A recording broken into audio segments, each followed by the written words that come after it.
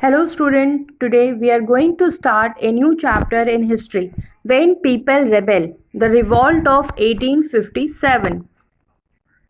Now whether it was a mutiny or first war of independence, the Britishers used to call it a sepoy mutiny, as in this war, a group of soldiers disobeyed their officers in the army. But we Indians consider it as a first war of independence because, irrespective of caste, religion, and economic and social status, everyone joined together to fight against the British. It was initially started by the sepoys of British Army but soon joined by Nawabs, kings, Zamindars, peasants, artisans and everyone. Now, what were the causes of the revolt of 1857? There were large number of causes which ultimately led to the widespread resistance against the British power. Now, if we divide it, then broadly, it can be divided into political, economical, and social religious causes. Now, what were the political reasons which led to the revolt of 1857? The first and the most important is various policies of British East India Company like doctrine of lapse, subsidiary alliance, etc. gradually led to the loss of power and authority of Indian Nawabs and kings. The annexation of Awadh by Lord Dalhousie in 1856 was widely resented in India in general and in Awadh in particular. The British refused to recognize Rani Lakshmibai's son as the heir of the Jhansi kingdom. They also forced Nana Sahib to live in Kanpur and did not give him the pension. In 1849, Governor General Dalhousie announced that Mughal emperor would be shifted out of Red Fort. In 1856, Governor General Canning decided that Bahadur Shah Zafar would be the last Mughal king. Now there are many reasons, many political reasons which led to the revolt of 1857. यदि हम देखें तो revolt of 1857 के पीछे बहुत सारे political reasons थे. सबसे बड़ा रीज़न तो ये था कि अंग्रेज़ जो थे वो आए दिन नई तरह के पॉलिसीज़ बनाते थे भारत के किंगडम्स को ऑक्यूपाई करने के लिए, जिसमें डॉक्ट्रिन ऑफ लैप्स और सब्सिडियरी अलायंस जो दो पॉलिसीज़ थे उसके तहत उन्होंने बहुत सारे जो इंडियन किंगडम्स थे उसको कैप्चर किया.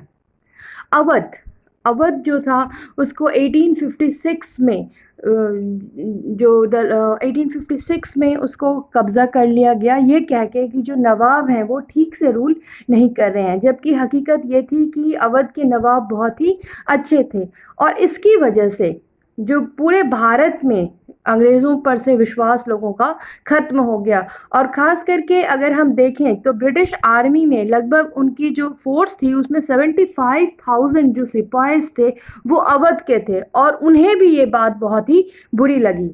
ब्रिटिशर्स ने रानी लक्ष्मीबाई की भी बात को ठुकरा दिया जब उन्होंने कहा कि उनके जो अडॉप्टेड सन हैं उनको झांसी का राजा माना जाए. अंग्रेज़ों ने इससे भी मना कर दिया, जिसकी वजह से रानी लक्ष्मीबाई ने रिवॉल्ट ऑफ 1857 में पार्टिसिपेट किया. उसी तरह से नाना साहिब जो मराठा किंगडम के थे, जो पेशवा थे, मगर उन्हें भी पेंशन देने से मना कर दिया और वो कानपुर में रहा करते थे.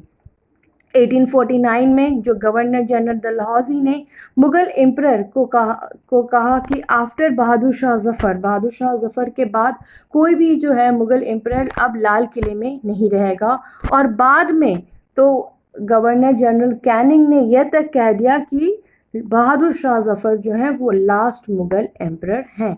तो इन सब कारणों से भारत के जो नवाब थे, भारत के जो राजा थे, बादशाह लोग थे, उन सब के मन में अंग्रेज़ों के प्रति बहुत गुस्सा था, बहुत रिजेंटमेंट था और वो सब मौका ढूंढ रहे थे उनसे बदला लेने का.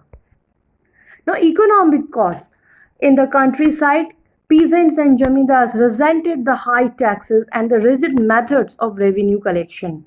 Many failed to pay back their loans to the moneylenders and gradually lost the land they had tilled for generations.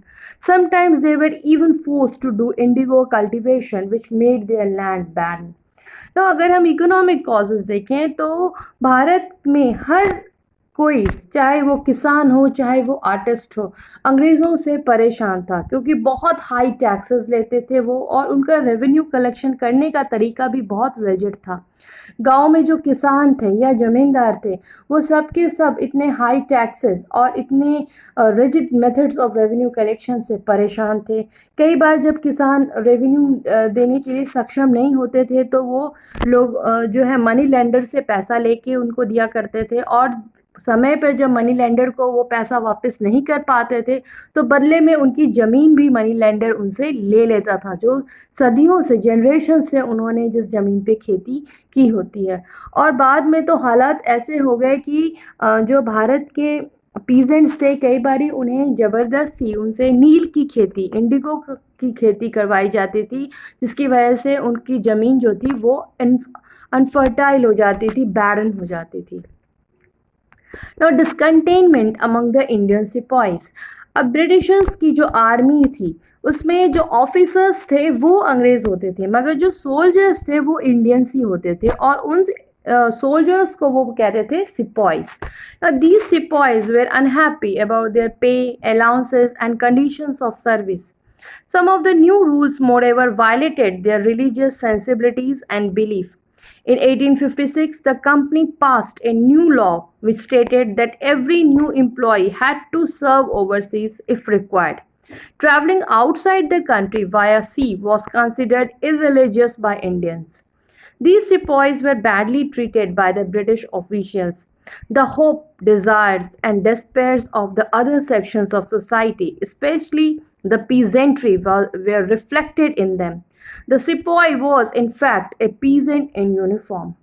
अब जो भारत के जो सिपाही थे, जो ब्रिटिश आर्मी में काम कर रहे थे, वो भी बहुत ज़्यादा डिससेटिस्फाइड थे और बहुत अनहैप्पी थे, क्योंकि उनकी तनख्वाह, उनके अलाउंसेस और उनके काम करने का कंडीशन बहुत ही ख़राब था।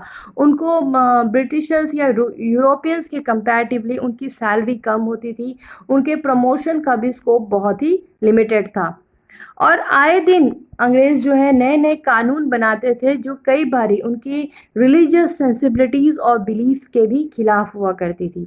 जैसे कि 1856 में अंग्रेज़ों ने एक कानून बनाया जिसके तहत हर वो आदमी जो नया ज्वाइन करेगा आर्मी में, उसे बाहर भी जाना पड़ सकता है। और भारतीयों के लिए, भारत के लोग ये मानते थे कि जब वो समुद्र के रास्ते देश छोड़ के किसी दूसरी देश जाते हैं तो वो अपना कास्ट और रिलीजन खो बैठते हैं।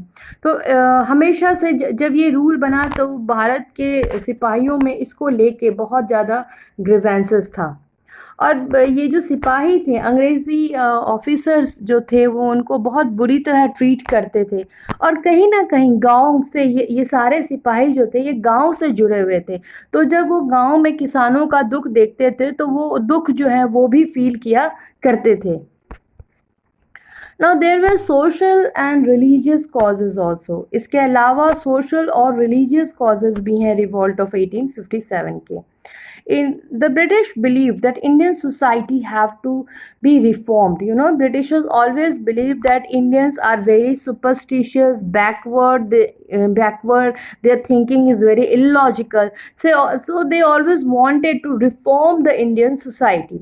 Many laws were passed, like they banned the sati pratha, they allowed the woman remarriage, so widow remarriage. Okay, so these were the things which were not acceptable to Indians at that time. अंग्रेज जब भारत आए तो उन्हें हमेशा लगता था कि भारत के लोग जो हैं वो धर्म, जाति, इसके नाम पे बटे हुए हैं, अंधविश्वासी हैं, और कहीं ना कहीं जो है वो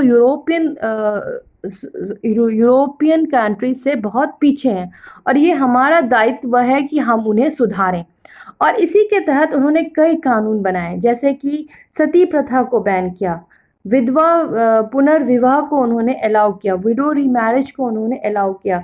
तो ये चीज़ें अच्छी थीं समाज के लिए, मगर उस समय लोगों ने इसको बहुत नेगेटिवली लिया। English language education was actively promoted. Now, after 1830, the company allowed Christian missionaries to function freely in its domain and even own land and property. In 1850, a new law was passed to make conversion to Christianity easier. This law allowed an Indian who had converted to Christianity to inherit the property of his ancestors. Many Indians, began to feel that the British were destroying their religion, their social customs, and their traditional way of life. Now, अंग्रेज़ों ने जब 1850 में एक कानून पास किया जिसके तहत जो है लोग क्रिश्चियनिटी में कन्वर्ट होना बहुत आसान हो गया था। इस कानून के तहत अगर कोई भारतीय क्रिश्चियनिटी में कन्वर्ट हो जाता है तो भी उसके जो है उसके पैतृक संपत्ति में उसको हिस्सा मिलेगा। और इस तरह के जब कानून बने तो भारत के लोगों में ये उनके मन में ये आ गया कि अंग्रेज़ जो है वो हमारे धार्मिक और सामाजिक मसलों में जो है इंटरफेयर कर रहे हैं और इसको लेकर भी भारत के लोग बहुत नाराज़ थे।